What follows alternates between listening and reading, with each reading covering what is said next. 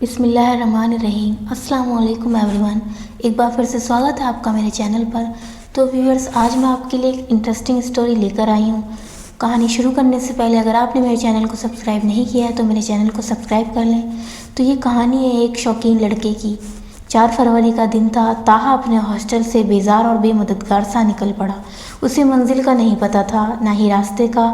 بس اتنا جانتا تھا کہ اس کا اب اس ہاسٹل میں کوئی نہیں تھا اور نہ ہی اس کی کوئی جگہ تھی۔ حالانکہ اس سب میں اس کا کوئی قصور نہ تھا۔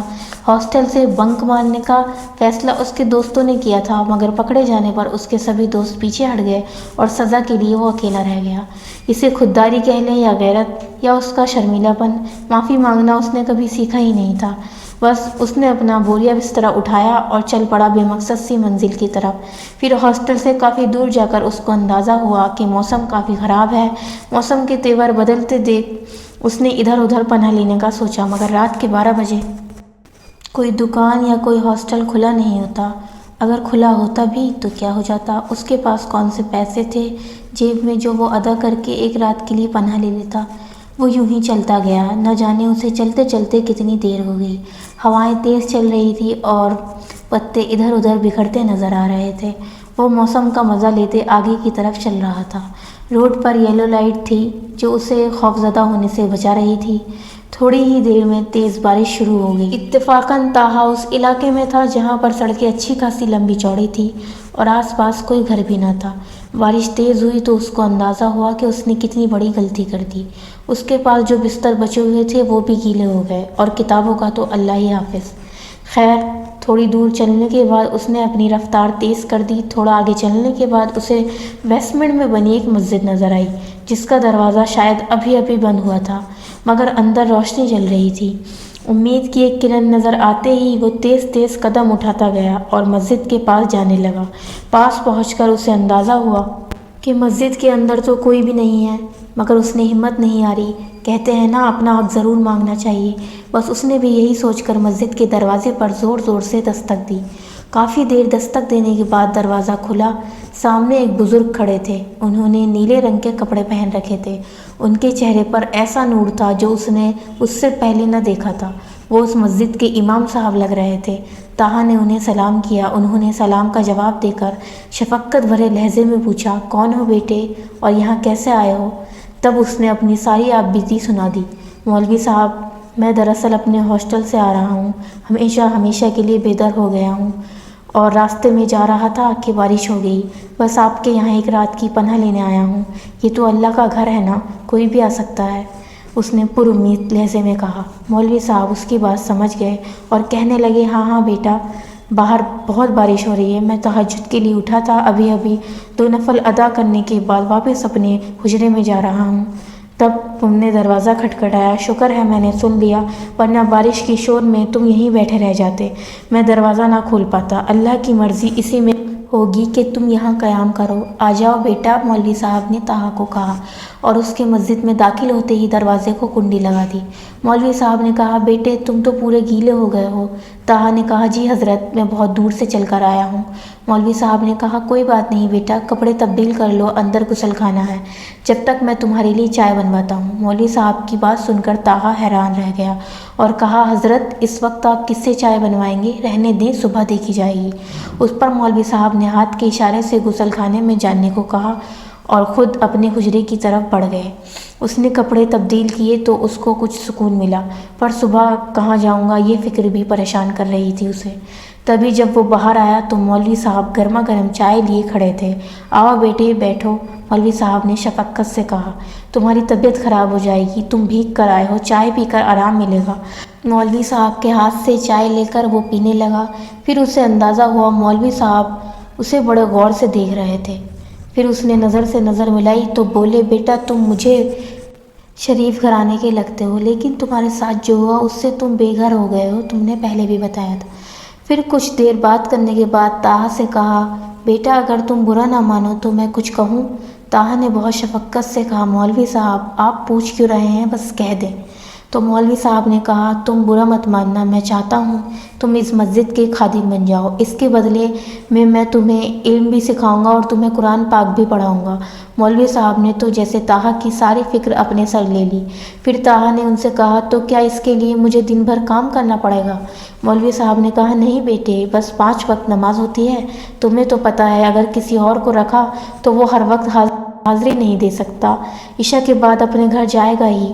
میں کسی ایسے لڑکے کی تلاش میں تھا جو نمازیوں کو سہولت دے سکے اور پورا دن ہی مسجد میں رہے۔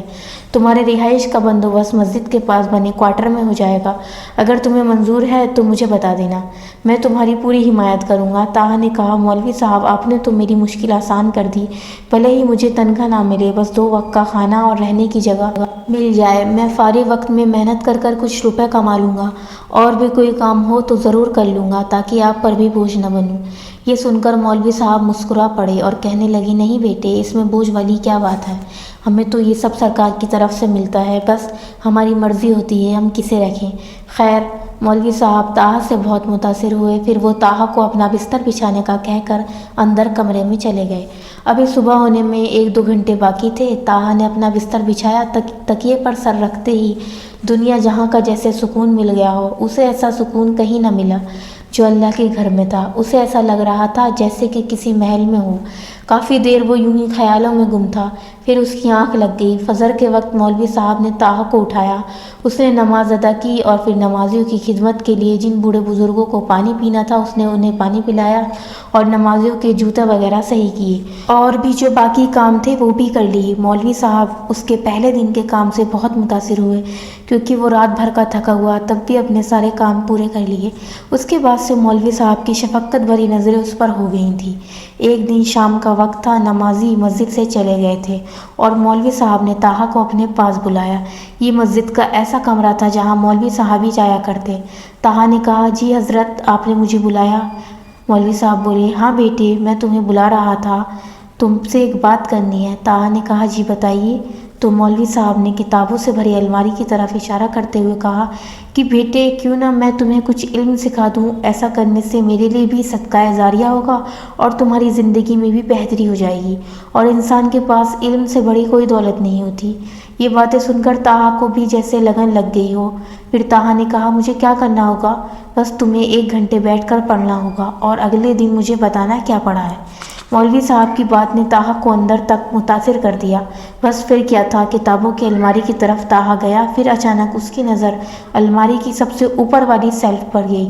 وہاں پر ایک کالے رنگ کی کتاب تھی جس کے پنے بالکل سفید تھے، باقی کتاب کے پنے پیلے تھے۔ پھر طٰہٰ نے مولوی صاحب سے اس کتاب کے بارے میں پوچھا یہ کیا ہے مولوی صاحب، اس پر کوئی نام بھی درج نہیں ہے؟ انہوں نے بیٹے یہ تمہارے کام کی نہیں، سمجھو کہ اسے پڑھنا ہی نہیں۔ مولوی صاحب نے بات ٹال دی، پر طٰہٰ کہاں ٹلنے والا تھا، اس نے ان سے جان کر ہی دم لیا۔ مولوی صاحب نے کہا بیٹے اس سب کے بارے میں تم نہیں جانتے اور نہ ہی میں تمہیں ان سب میں الجھانا چاہتا ہوں۔ دراصل یہ ایک کتاب ہے جسے ہر طرح کے عمل اور وظائف لکھے ہیں، مگر ان میں کچھ عمل کرنے کے لیے کسی بڑے کی اجازت کی ضرورت ہوتی ہے، اور انہیں کسی بڑے کے حکم کے بنا کیا جائے تو یہ خطرناک بھی ہو سکتے ہیں۔ بہتر ہے کہ اس کتاب سے تم دور ہی رہو، جتنا میں پڑھاتا ہوں بس اتنا ہی پڑھ لو، تمہارے لیے کافی ہوگا۔ مولوی صاحب کے سمجھانے کے باوجود بھی وہ سوچنے لگا اس کتاب میں آخر ایسا کیا لکھا ہے جسے پڑھنے کے لیے کسی بڑے کی اجازت لینی پڑے گی۔ اس نے اگلے ہی دن سے چپکے اس کتاب کو دیکھنا شروع کر دیا۔ پہلے کے 2-4 پیج پڑھ کر ہی وہ اس کتاب سے بہت متاثر ہوا۔ اس کتاب میں خوبصورت بننے سے لے کر امیر بننے تک سارے عمل موجود تھے، پر یہ کافی مشکل تھے۔ طٰہٰ کے لیے کوئی بھی عمل کرنا آسان نہ تھا، اور پھر ویسے بھی طٰہٰ کو ان سب میں اتنا یقین نہ تھا، کیونکہ انسان کو جو ملتا ہے اس کے مقدر سے ملتا ہے، مگر کہتے ہیں نا انسان کی ایک عمر ایسی ہوتی ہے جب وہ اپنے خوابوں کے پیچھے بھاگتا ہے اور حقیقت کرنے کے لیے کچھ بھی کر بیٹھتا ہے۔ طٰہٰ پر بھی یہی کیفیت طاری تھی۔ بس پھر کیا تھا، طٰہٰ روز عشاء کی نماز کے بعد اس کتاب کو پڑھتا اور گھنٹوں بیٹھا رہتا۔ مولوی صاحب پہل تو طٰہٰ کو روز دیکھ کر جایا کرتے، پھر ان کو بھی یقین ہو گیا کہ وہ واقعی پڑھائی کرتا ہے، دوسرا تیسرا کوئی کام نہیں، مگر وہ یہ نہیں جانتے تھے کہ وہ وہی کتاب پڑھ رہا تھا جس کو پڑھنے سے انہوں نے منع کیا تھا۔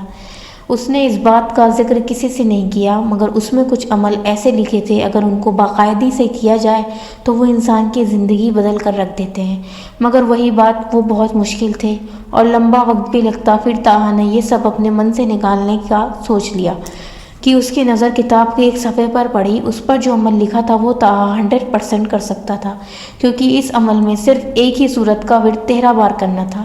بس پھر کیا تھا، طاہا خوش ہو گیا اور اپنے خوابوں کی حقیقت اسے آج ہی مل جائے گی ایسا سوچنے لگا، کیونکہ اس عمل میں یہ بھی لکھا تھا کہ اس عمل کو کرنے سے وہ جنات حاصل ہوتے ہیں جو انسان اپنی خدمت کے لیے استعمال کرتا ہے۔ پھر طاہا نے سوچا، میں اپنی طاقت کا استعمال بہت صحیح سے کروں گا، کچھ بھی ہو جائے اس کا استعمال غلط طریقے سے نہیں کروں گا۔ خیر، وہ عمل مکمل کرنے میں لگ گیا اور بہت ہمت کے ساتھ اس نے عمل کو مکمل کر لیا۔ اس دن جمعرات کا دن تھا پر ہوا کچھ بھی نہیں، لیکن اس نے بہت تنہائی اور خاموشی میں رہ کر عمل کو مکمل کیا تھا، مگر اللہ جانے اس سے ایسے کیا غلطی ہو گئی، نہ ہی جنات حاضر ہوئے نہ ہی کوئی تبدیلی آئی، مگر وہ پھر بھی مایوس نہ ہوا۔ طاہا نے سوچا، کچھ بھی ہو جائے میں کامیاب ہو کر ہی رہوں گا اور کوئی نہ کوئی عمل تو کر ہی رہوں گا۔ پھر کیا تھا، اگلے دن اس نے زوروں شوروں سے وہی عمل شروع کر دیا۔ اس کا عمل مکمل ہونے ہی لگا تھا اور طاہا آخری سورت کا ورد کر کے اس نے کروٹ بدلی تو اسے زوردار آندھی طوفان اپنے کمرے میں محسوس ہوا۔ ایسا لگا جیسے زلزلہ آ گیا ہو۔ وہ حیران تھا کہ مسجد کے اندر یہ طوفان کہاں سے آ گیا۔ پھر اس نے اچانک دیکھا ایک لڑکا اسی کی عمر کا اس کے سامنے آ کر بیٹھ گیا، اور وہ لڑکا کافی خوبصورت تھا، پر طاہا نے سوچا اس عمل میں تو لکھا تھا کہ آپ کو گھبراہٹ نہ ہوگی، پر اسے تو ڈر لگ رہا تھا۔ طاہا چاہتا تھا کہ وہ خود ہی کام کو کہہ دے، پر ایسا کچھ نہ ہوا۔ وہ لڑکا تو چپ چاپ بیٹھا رہا اور طاہا کو گھورتا رہتا، اور طاہا کو اس سے بہت خوف آتا۔ وہ تو کسی بات میں دلچسپی نہ لیتا، بس آ کر بیٹھے بیٹھے ہلتا جا رہا اور طاہا کو ڈر لگ رہا۔ پھر لالچ نے طاہا کے دل میں ایسی چیز ڈالی جس نے سارے کھیل کی کایا پلٹ دی۔ آخر کار کچھ وقت بیتا۔ اس جینی لڑکے نے پوچھا، آخر آپ کیا چاہتے ہیں مجھ سے، مجھے بتا دیں۔ پھر طاہا نے کہا، میری خواہشیں تو بہت ہیں، پر سب سے بڑی خواہش یہ ہے کہ میں ایک بڑے بنگلے میں رہوں، آس پاس ہریالی ہو اور باہر کاریں کھڑی ہوں، اور یہ مسجد چھوڑ کر ہمیشہ کے لیے چلا جاؤں۔ یہ الفاظ کہنے کی دیر تھی کہ وہ لڑکا ایک دم سے طاہا کے اوپر ہڑبڑانے لگا اور حاوی ہونے ہی لگا تھا کہ مولوی صاحب طاہا کے پاس آ کر کھڑے ہو گئے۔ پھر وہ دیکھتے ہیں کہ جینی لڑکا غائب ہو گیا، اور طاہا کی گھبراہٹ تو جیسے آج اس کا دم ہی نکال دیتی۔ پھر مولوی صاحب نے کہا، یہ تم نے کیا کیا؟ میں نے منع کیا تھا اس کتاب کے پاس جانے کو، پر تم نے میری کوئی بات نہیں مانی۔ آخر کیا ضرورت تھی یہ ورد کرنے کی، جبکہ تم کو معلوم بھی ہے کہ تمہیں ان چیزوں کی اجازت بھی نہیں ہے۔ طاہا بہت حیران تھا کہ اب مولوی صاحب اس سے ایسے بات کر رہے تھے جیسے وہ طاہا کو جانتے ہی نہ ہوں۔ طاہا بہت شرمندہ ہوا۔ طاہا کو کچھ سمجھ میں نہیں آ رہا تھا کہ وہ آخر کیا کرے۔ مولوی صاحب اس سے بہت ناراض ہو گئے۔ مولوی صاحب نے ڈائریکٹ تو نہیں کہا کہ تم مسجد سے چلے جاؤ، پر اتنا ضرور جتا دیا تھا کہ اللہ کے گھر میں لالچی لوگوں کی کوئی جگہ نہیں ہے۔ اب طاہا بھی بس باقی نمازیوں کی طرح نماز پڑھ کر چلا جایا کرتا، پر اس کو کہیں نہ کہیں مولوی صاحب کے شفقت بھرے لہجے کی عادت ہو گئی تھی، کیونکہ اس سے پہلے اسے پیار کرنے والا کوئی بھی نہ ملا تھا، تو وہ بس چاہتا تھا کہ مولوی صاحب اسے معاف کر دیں۔ پھر طاہا نے سوچا وہ مسجد میں ہی رکے گا اور نمازیوں کی خدمت کرے گا، شاید مولوی صاحب کی ناراضگی دور ہو جائے، پر مولوی صاحب کی ناراضگی دور نہ ہوئی۔ پھر طاہا بہت مایوس پریشان رہنے لگا۔